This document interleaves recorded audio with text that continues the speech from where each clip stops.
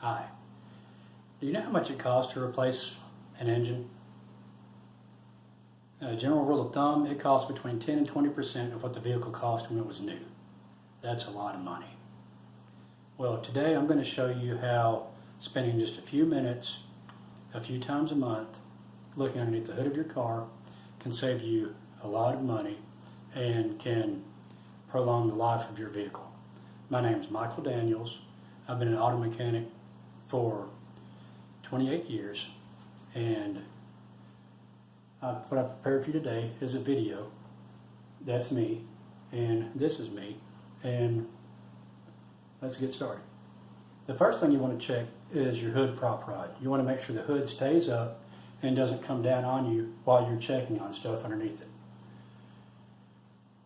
Now, it's best to check your vehicle after it's been parked for a long time, nice and cool, all your fluids have settled.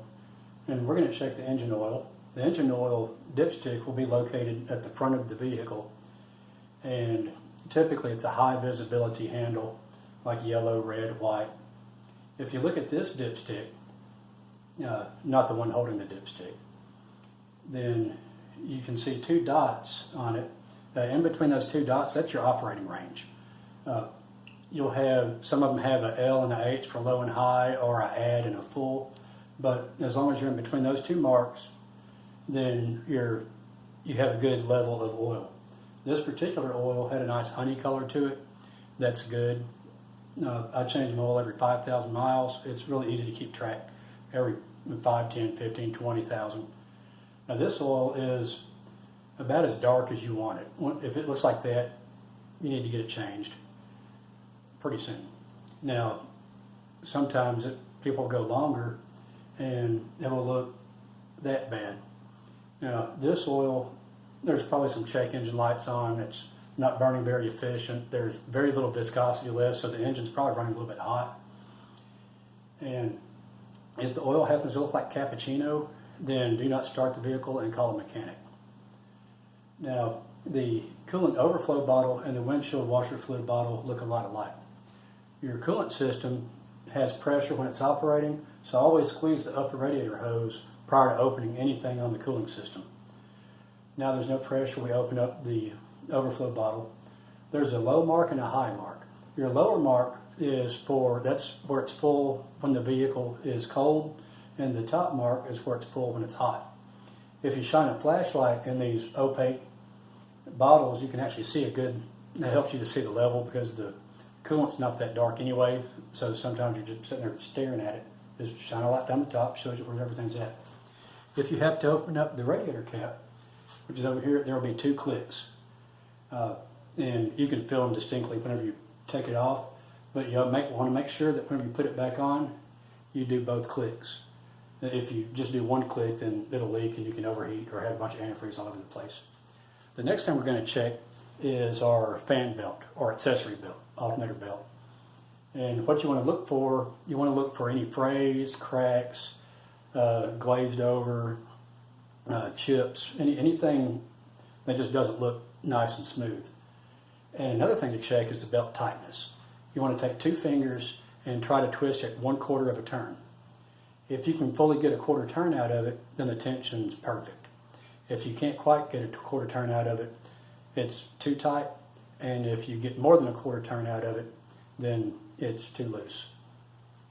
Now, this vehicle has power steering, but there is no power steering reservoir. It's a sealed, non-serviceable unit. But a power steering pump should be like right here or right here. And how you check those is you just take the cap off of the power steering reservoir, and whenever you pull the cap out, there's a little dipstick already made onto it. Now we're checking the transmission. This transmission has a normal low and normal hot, or normal cold, normal hot. You want to, now currently the vehicle's not running, so your transmission fluid is going to read high. That's normal. If you're not started and you check your transmission, the transmission fluid will be high. Whenever we start the vehicle and the transmission actually starts working, starts spinning, it's going to suck some of that fluid into it, and it's actually going to give us the correct reading. which some manufacturers recommend that the engine be at full operating temperature when they check it. But you want to check in your owner's manual to see exactly what they ask for. But now that we're running, and this car is hot, I actually drove it home today, then did this. You want to pull the dipstick, wipe it off, reinsert it, and as you can see, we are right at the full hot. And I just smelled it. You're smelling to smell something if it has like a burnt smell to it. Now the next thing we're going to check is the air filter. Some air filters are really hard to get to. Some air filters take special tools to get the cap off or to get the lid off. This one is simple. It just has 4 clips. This is a 2010 Hyundai Elantra. When you pop the 4 clips, lift the lid, air filter comes out. Now what you're looking for is just a discolored from dirty, or you want to look down the side of these pleats. You can see some trash in there. It's not that bad. I'm still going to let that one ride till my next oil change, which is coming up in about 3,500 miles. And also you can tap it on something solid and see if any dust comes out. Nothing came out, we're good. Now something you can't see on here, which is kind of hidden behind the air cleaner, is my brake fluid reservoir. Your brake fluid reservoir is going to be directly in front of where your brake pedal is. If you're sitting in the car and you step on the brake pedal, you go to the front side of the vehicle, underneath the hood, and then that's where your brake fluid reservoir will be. This one is located just behind the air cleaner. Now, whenever you check your brake fluid, there is a minimum and a maximum mark. You want the fluid to be directly in the center of that. I hope you learned something. I hope this was not too tedious for you to listen to. And I hope you know what to check and what to look for the next time you pop the hood of your car. And